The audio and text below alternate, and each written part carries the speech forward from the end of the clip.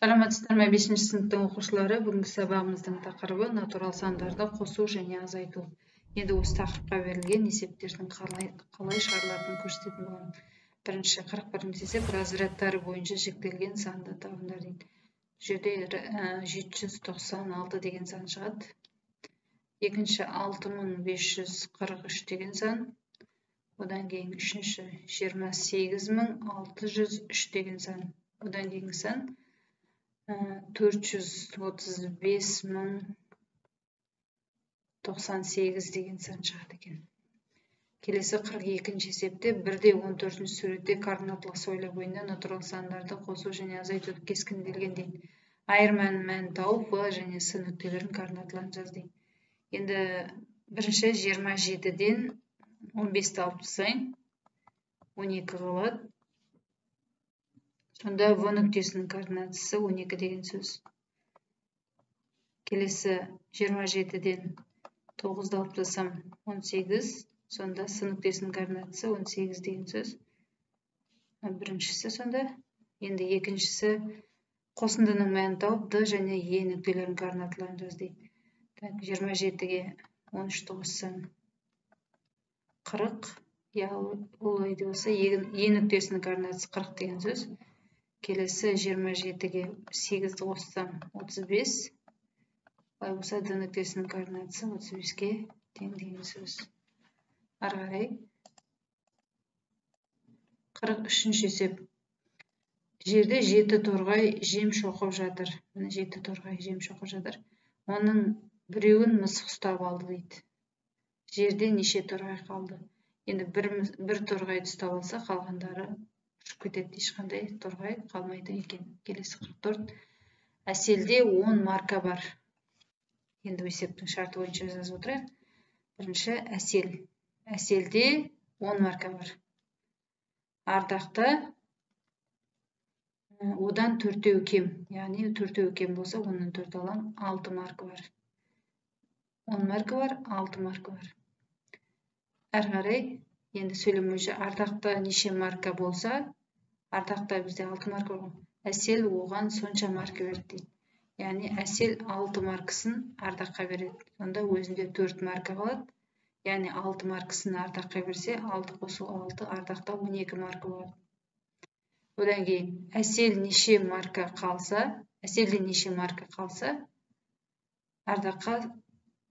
ардақ оған сонша марка берді. Енді ардақ оған сонша, өзінде 4 марка қалды ма, 4 марка береді. Сонда 8 марка қалады, ал мұнда 12-ден 4 маркасын әселге беріп қойғанда, бұда 8 марка қалады. Сонда екеуінде де 8 маркадан қалады екен. Сонда есептің жауабы 8 марка, әрқайсында 8 марка қалады екен.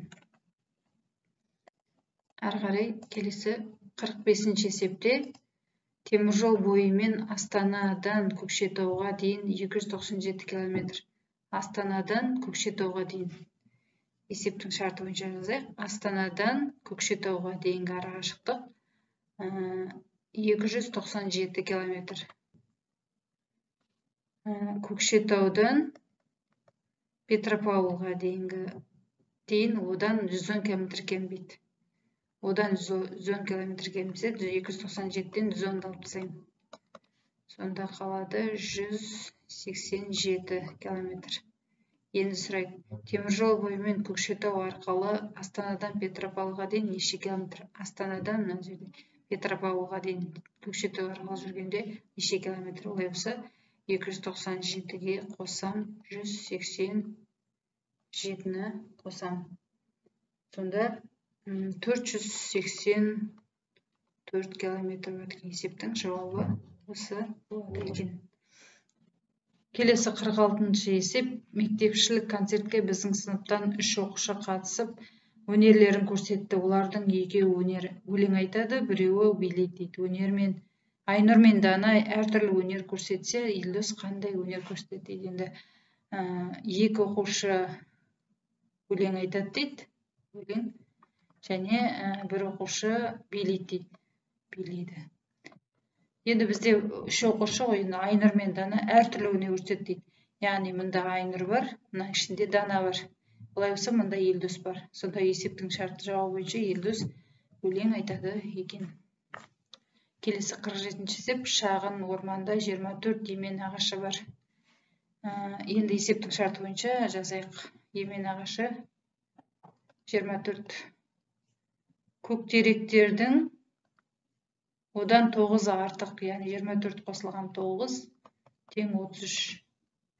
Осы ормандағы қайың ағаштары, қайың ағаштары емен мен көктерек ағаштарының қосындысына тең, яғни 24 қосылған 33 тең болады 57-ге тең. Шағын орманда барлығы неше емен, көктерек және қайың бар, яғни барлығының мәнін табу үшін 3 қосам, 24 қосылған 33 қосылған 57. Сонда барлығы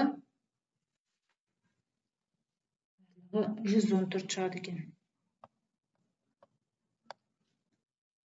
48-ші есеп. Есепті тиімді тәсілмен шығарыңдар. Трамвайлар, қалада трамвайлар жүретін 4 жол бар дейді.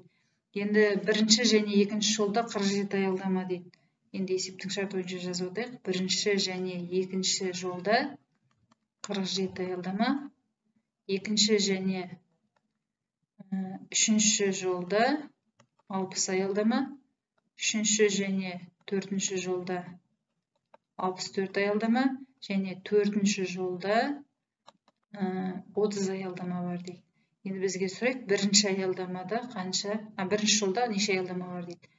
Енді мына жерде үшінші жолдағы аялдамалар санын табу үшін 64-тен 30-ды алып тастасам 34 аялдама болады. Екінші жолда қанша аялдама бар екен табу үшін 60-тан 34-ті алсам 26 болады. Келесі бірінші жолдағын табу үшін 47-ден 26-ны алам, сонда 21. Сонда бірінші аялдамада 21, бірінші жолда 21 аялдама бар екен. Әрі келесі 49. Шарлар тізбесінде қызыл, жасыл, көк және сары түсті барлығы 23 шар бар дейді. Енді былай жазамыз. Шарлар тізбесінде қызыл, жасыл, көк және сары түсті шарлар барлығы 123 шар бар. Ондағы қызыл түсті емес шарлар, яғни жасыл, көк, сары түсті шарлар саны 94 дейді. Жасыл түсті емес шарлар десе қызыл, көк, сары тең 81. Көк түсті емес шарлар қызыл, жасыл, сары тең 89 шар бар дейді. Енді бізде сары түсті шарлар саны табу керек. Енді бірінші былай істейік. Қызыл түсті шарлар санын табу үшін 123-тен азайтам 94-ті. 123-тен 94-ті азайтсам 29. Яғни қызыл шарлар саны 29. Енді келесі жасыл түсті шарлар санын табу үшін 123-тен 81 алып тастаймын. 123-тен 81 алсам 42 жасыл түсті шар бар екен. Келесі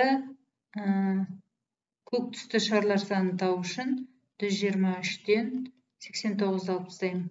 123-тен 89 алсам 34 көк түсті шар бар. Енді маған табу керегі сары түсті шарлар санын табуым керек қой. Мына жерге жазайын. Сары түсті шарлар санын табу үшін 123-тен азайтам мына үшеуінің қосындысын. 29-ға оған 42-ні және 34-ті қосып азайтсам, менде сары түсті шарлар саны шығады. Ол тең 18. Сонда жауабы 18 болады екен мына есептің жауабына. Келесі 50-ші есеп. 3 шыбын және 2 өрмекші де 34 аяқ бар. 2 шыбын және 2 өрмекші де 28 аяқ бар. Енді мына есепте былай жазуға болады. Мынаның ішінде 3 шыбын дегенді 1 шыбын, бір жазып қойған, плюс 1 шыбын жақсы. 1 шыбын плюс 2 шыбын қосылған мына жердегі жазып отырмын. Сосын 2 өрмекші тең 34 болатын болса, мына жердегінің орнына, мына екеуі бірдей ғой. Мына 28-ді әкеліп қоюға болады. Сонда 1 шыбын қосылған 28 тең 34 болады. Ары қарай шыбында неше аяқ бар екен табу үшін 34-тен 28-ді алып тастаймын. Ол дегеніміз 6 аяқ. Яғни шыбында 6 аяқ бар. Енді өрмекшіде қанша аяқ бар екен табу үшін мына өрнектен екі жағын 2-ге бөліп жіберсем, шыбын қосылған өрмекші тең 14 деп шығады. Енді өрмекшіні табу үшін 14-тен 6-ны алып тастаймын. Себебі мына шыбынның аяғының жері 6 ғой. Сондықтан өрмекшіні табу үшін 14-тен 6-ды алып тастаймын, 8 қалады. Сонда өрмекшіде 8 аяқ. Есептің жауабы мынау және мынау. Шыбында 6 аяқ, өрмекшіде 8 аяқ болады екен. Осымен есебіміз аяқталды. Тыңдағандарыңызға көп рахмет. Сау болыңыздар.